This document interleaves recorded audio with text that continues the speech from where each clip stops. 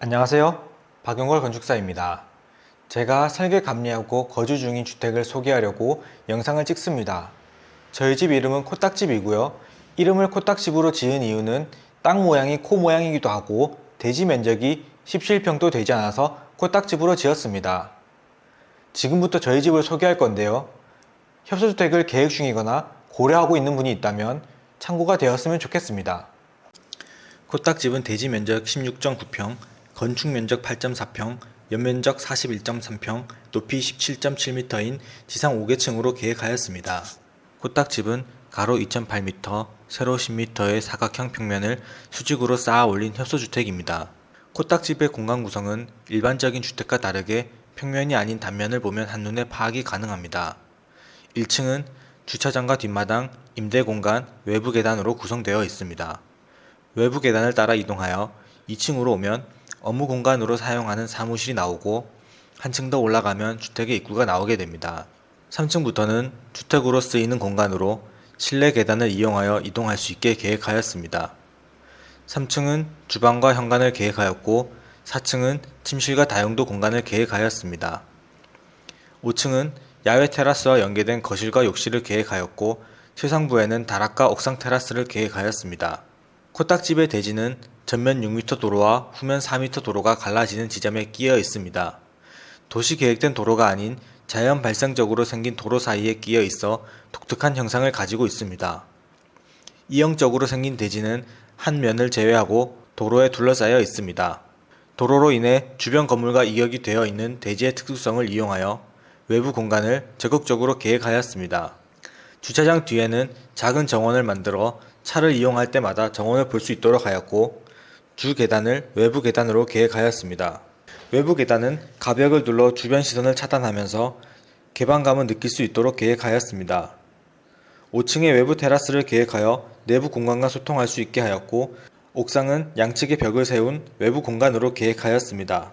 외부 공간들은 각각 다른 조망을 갖게 하여 작은 주택임에도 다채로운 공간을 가질 수 있도록 계획하였습니다. 주차장에는 차를 한 대 주차할 수 있습니다. 일반적인 주차장의 크기는 2.5m에 5m입니다. 주차장을 2.5m에 딱 맞추어 계획하면 차종에 따라 다르겠지만 문을 열 때마다 신경이 쓰이고 주차 후에는 개걸음으로 나오게 됩니다.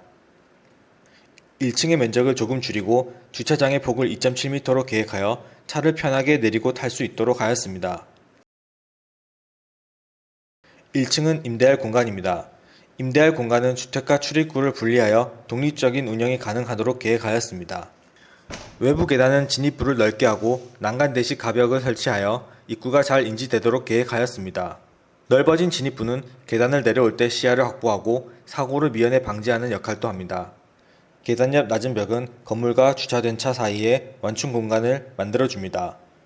경사가 있는 낮은 벽은 자연스럽게 계단의 가벽과 조화를 이루고 혹여나 음료수를 올려놓고 가는 몰상식한 행위를 방지하는 역할도 합니다. 우편함은 건물의 인면을 해치지 않도록 리듬감 있게 설치하였습니다.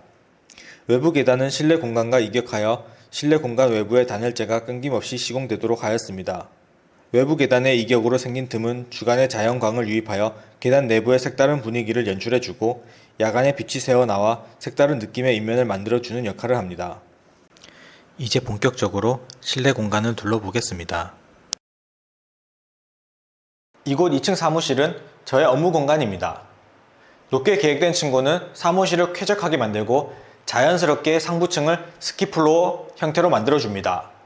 사무실은 업무 시간 외에는 주택의 서재 역할도 겸하고 있어 효율적인 공간으로 활용되고 있습니다. 이제 본격적으로 주택을 보러 가겠습니다. 여기는 현관입니다. 저는 협소주택이라고 현관을 작게 하고 싶지 않았습니다. 현관이나 계단실이나 화장실같이 주생활 공간은 아니지만 꼭 필요한 공간이 주택이 작다는 이유로 불편함을 느껴서는 안 된다고 생각하기 때문입니다. 현관은 가로 1.7m, 세로 1.7m쯤 되는 공간으로 계획하였습니다. 여성분들 같은 경우에는 남성보다 신발의 수가 두세 배는 되는 것 같습니다. 그래서 현관을 넓게 계획하여 자주 신는 신발 같은 경우 꺼내두고 바로 신고 나갈 수 있도록 계획하였습니다. 계단실 밑은 신발장과 보일러실로 계획하여 청소기를 보관하기도 합니다. 첫 번째 계단은 띄어서 간접등을 설치하였고 신발장 공간이 부족하면 이곳에 신발을 넣을 수 있도록 계획하였습니다. 개방감을 위해 중문은 계획하지 않았는데요. 중문이 없음으로 인해서 단열 공간 분리 등의 문제가 있을 수 있기 때문에 현관과 식탁이 놓인 공간에 단차를 두어 공간의 위기를 두었고 중문에 들어갈 비용으로 단열과 기밀이 더 우수한 현관문을 설치하였습니다. 이곳은 주방입니다. 폭이 좁고 깊이가 깊은 공간의 특성상 수납량을 충분히 확보할 수 있고 현관에서 들어왔을 때 보기 좋게 대면형으로 계획하였습니다. 아일랜드의 경우 깊이가 1.1m 이상이 되면 양쪽으로 수납이 가능한 공간이 나오게 됩니다. 주방에서 꼭 필요한 가전 1순위가 냉장고일 텐데 냉장고 라인과 주방 가구, 주방 공간의 라인을 일체화시켜 공간을 깔끔하게 계획하였습니다. 일반적인 상부장의 깊이는 30cm쯤 되는데 키친핀 냉장고와 같은 깊이인 70cm로 계획하여 충분한 수납 공간을 확보하였습니다. 주방에 대형 창을 배치하여 공간이 답답하지 않게 계획하였는데요. 여기 창은 도로를 전망하고 있어 시간이 지나도 지역 전체가 재개발이 되지 않는 한 영구적으로 조망을 확보할 수 있는 창입니다. 창의 위치는 주방 가구의 라인들과 일치하게 계획하였는데요. 그렇다고 건물 외관에 엉뚱한데 창이 뚫려 있는 것은 아닙니다. 창을 계획할 때 건물의 외관, 내부 공간, 조망 등 여러 부분을 만족할 수 있는 위치의 창을 계획하였습니다. 건축은 익스테리어와 인테리어가 조화를 이루어야 아름답다고 생각합니다. 다음 층으로 가보겠습니다.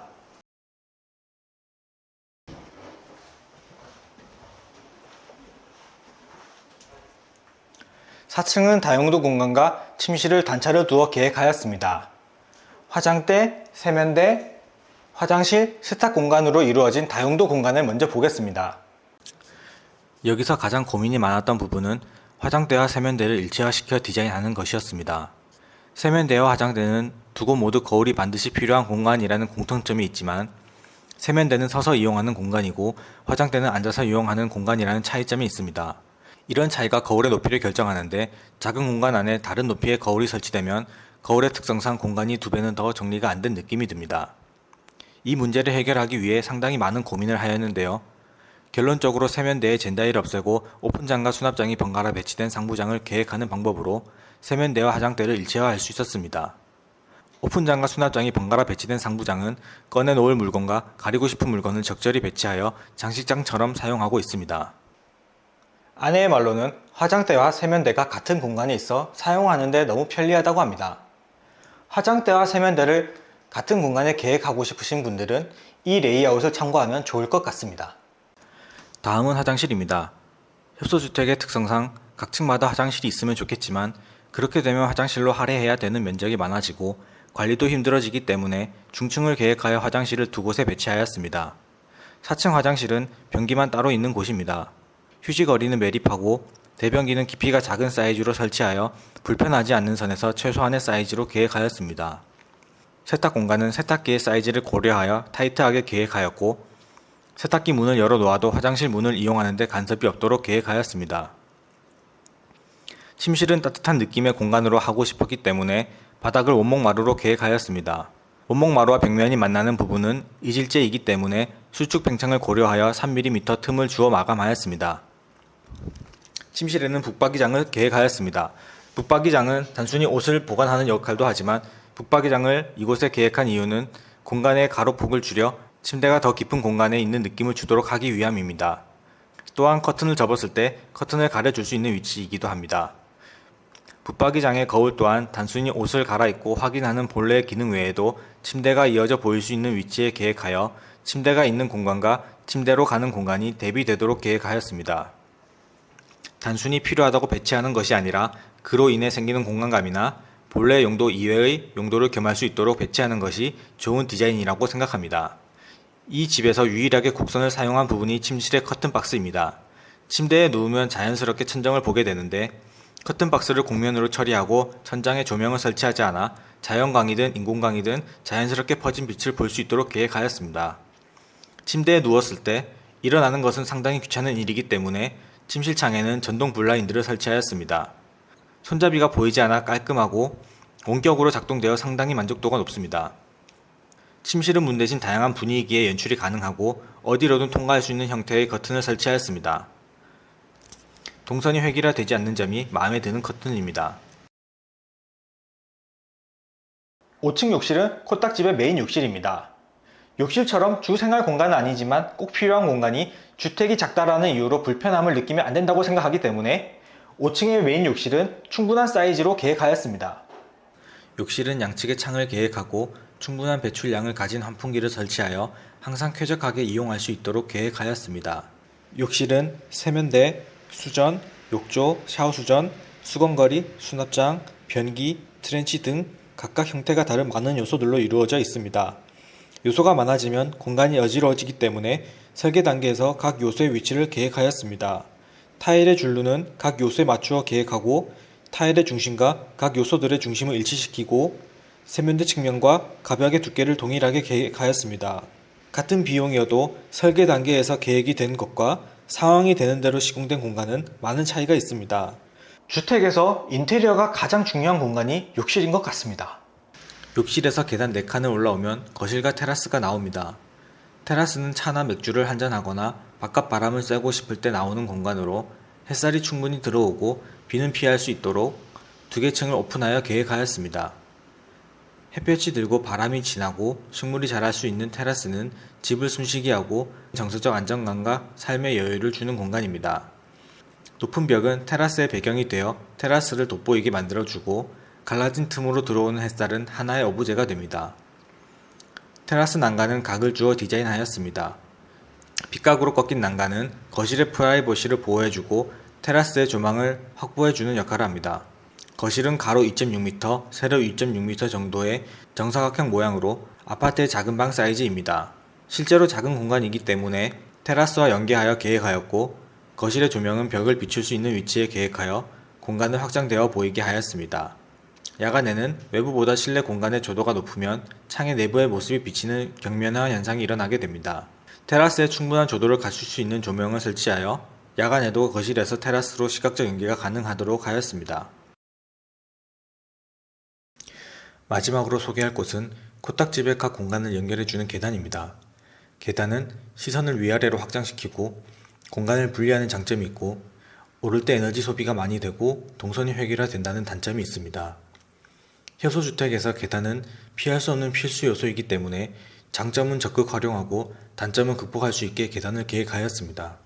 계단을 건물의 중앙에 계획하여 주로 생활하는 공간과 잠시 머무는 공간을 분리하였고 주방, 침실, 거실을 각각의 층에 분리하여 독립성을 확보하였습니다. 계단은 6mm 철판으로 계획하여 부피를 최소화하였습니다.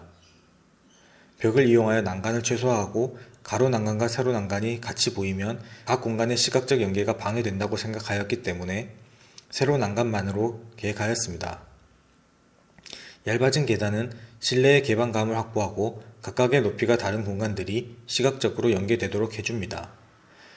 계단의 사이즈 또한 몸에 맞게 계획하여 이동시간과 에너지 소비를 최적화하였습니다. 대부분의 계단은 시점과 종점이 정해져 있어 동선이 획일화됩니다. 저는 동선이 획일화되는 것이 집을 답답하게 만드는 요소 중 하나라고 생각하였기 때문에 시점과 종점이 상황에 따라 바뀌는 형태의 계단을 계획하여 동선을 유연하게 하였습니다. 지금까지 제가 설계하고 거주 중인 집을 소개해봤는데 어떻게 보셨나요? 작은 집일수록 디테일한 계획이 매우 중요하기 때문에 영상 중간에 치수나 디테일에 대한 내용을 종종 언급하였는데 잘 전달되었으면 좋겠습니다. 이 영상을 끝까지 시청하신 분이라면 평소 건축에 관심이 있거나 단독주택을 계획하고 있는 분일 것입니다. 이 작은 집이 시청하신 분의 눈높이를 조금이라도 높이고 더 좋은 공간을 만드는데 도움이 되었으면 좋겠습니다. 시청해주셔서 감사합니다.